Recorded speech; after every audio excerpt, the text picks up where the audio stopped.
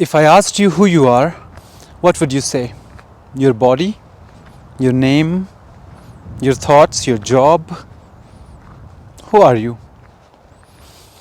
If I changed your name, you would still be you, right? If you changed your job, you would still be you. So think about it. Who are you really? In non-dual teachings in Advaita Vedanta, it is said that you are not your body, you are not your mind, you are the witness, witnessing your body and mind. Now let's do some thought experiment. If you look at your hand, is it your hand looking at you or you looking at your hand? Aren't you aware of your hand? And also you say my body, you don't say I body.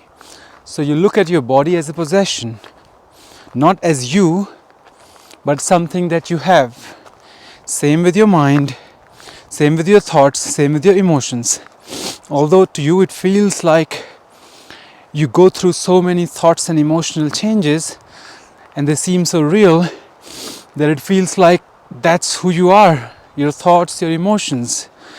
But upon a deeper inquiry, you will soon realize that there is something that is aware of your thoughts. There is something that is aware of all these changes taking place.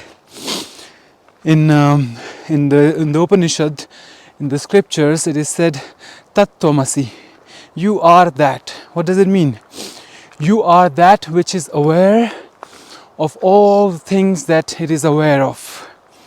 You are the seer, not the seen. Anything that we know through our senses, anything that we know through our eyes or mind, it is something that is seen. Who is seeing it? The seer. I, the seer, is seeing it. So if you take the trees behind me, for example, the trees are seen by whom? By me. But by whom exactly? By my eyes. So the tree is the seen, my eyes are the seer. But then if I close my eyes, do I disappear? No. So my eyes are known to something. Who knows my eyes? My mind. My mind knows the eyes. But is that it? My mind, if I sleep, in deep sleep, and when I wake up, do I feel like I disappeared? Or does it not feel like a sense of continuity happening when I wake up? So my mind is also known to the awareness that I am. So this is who we are from the depth of our being. Not the senses, not the mind, but that which is aware of the senses and of the mind. If my arm would be amputated, would I become half of me? No, I'll still be fully me. So that means that I am not just my body. I am aware of all the thoughts changing. So I'm not just my thoughts. There is a knowing in me that is aware of all these changes. And I am that. What is the point of talking like this? What is the implication of saying these things? The point is that we take ourselves way too seriously. And we think that we need to not suffer and we need to not have all these kind of anxious thoughts and depressive moods. But it is not that these changing thoughts and moods which are the problems. It is our identification. We think this is who we are and then we need to do something about it. This issue is the issue. So when you realize that you are the awareness that is aware of all this, then because of your less identification with this, you suffer less. You worry less about all these changes because you can detach, you can step back from your drama and you can simply observe it. You can simply watch it unfolding. You can see how it is coming and going like waves in the ocean. Even though all the waves arise and disappear in the ocean, but no matter which wave it is, all of them have only one essential nature, which is they are all made of water. So a wave never really appeared or disappeared in the true sense. It always was there in the form of water. Its essential nature did not change. You could also say that you are not the movie that is being played on the screen. You are the screen on which the movie is being played. Look at the sky up there. The sky always remains, right? And sometimes the sky is clear, like right now. Sometimes it's cloudy. At night there are stars and planets and moon. But none of this changes the sky, although all these changes appear within the sky. So you are the sky. If you identify with all the changing phenomenon, then you begin to change with this phenomenon. But if you identify with the sky, then you are the sky, the unchanging, always there, forever present sky. So this is who we are. This is what is said in many spiritual traditions, that the sense of separateness is taught to us. The sense of me being a separate entity, a separate person, it is an illusion. It's Maya.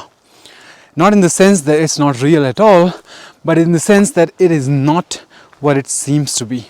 You and I are not what we seem to be.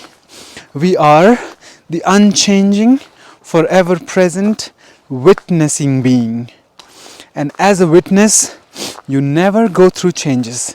As a witness, you never are born or you die. As a witness, you simply are. Existence, consciousness, bliss, supreme joy. You just simply are. And a lot of people wouldn't like to think in this way because it seems like you are taking away their power, their choice, their individuality. But sometimes this strong sense of individuality also creates this problem. I mean, it is not like you are surrendering yourself to this idea or that you are not as a person and then you simply are as one with everything. It is, in a way, death of your ego, which is very good. But at the same time, it lightens you, it brightens you, it frees you from this intense responsibility you feel all the time, that you need to do something about yourself, you need to improve yourself, you need to better yourself. But when you realize that the whole idea of who you are itself is shaky, then who is there to better? Who is there to surrender? In the first place itself, there is nothing to be done, nobody to be. You simply are anything and everything that you're seeking, that you're imagining. You simply are there. It is not about becoming somebody, but it is about unbecoming all that you've become, peeling off all the layers of being that you have become, and just simply realize your true nature as you are. Like, imagine if you all the time keep throwing rocks in the water and try to understand what water is. You will not, because you will keep shaking it, and from the depth of the water all the mud and all the residue will keep making it muddy.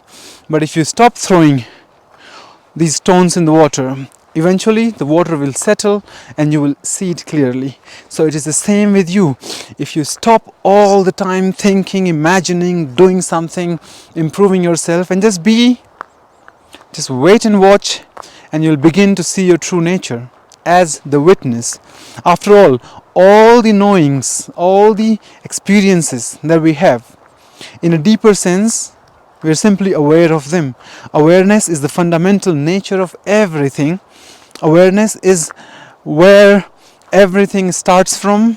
Like all the manifestations, they start from awareness, they show up in awareness, and they disappear, dissolve in awareness.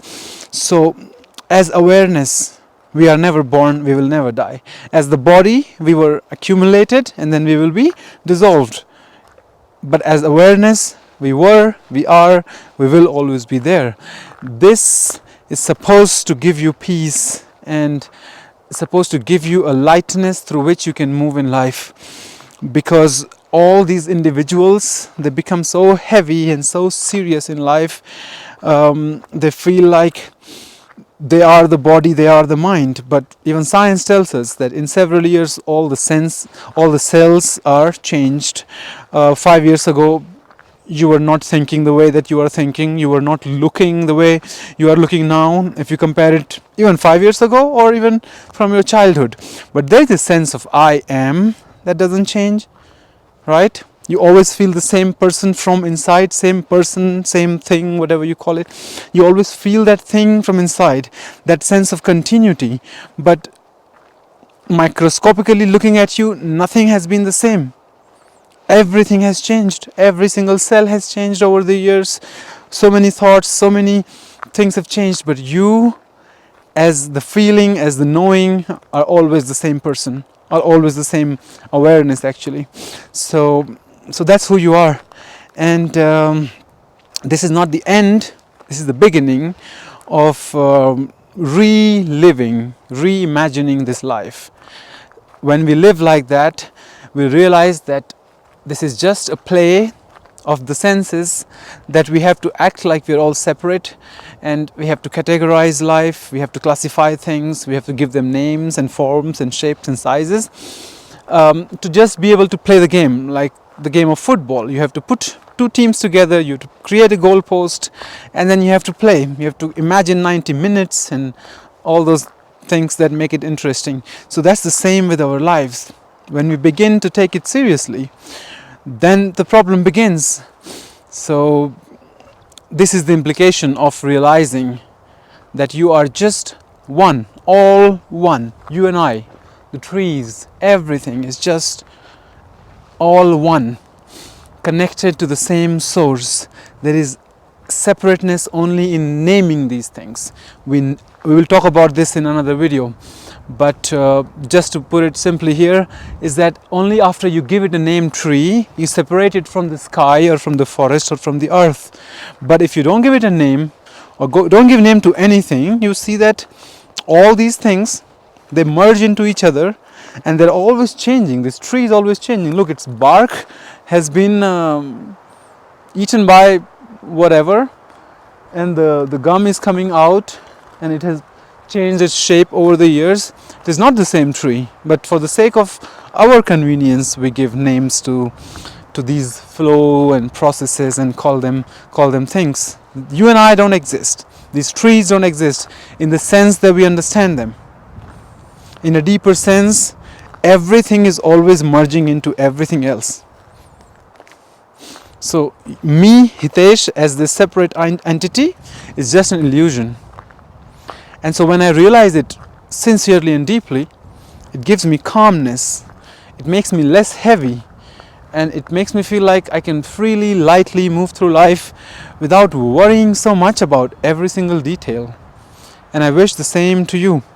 So if you resonate with this thought, tell me, who are you?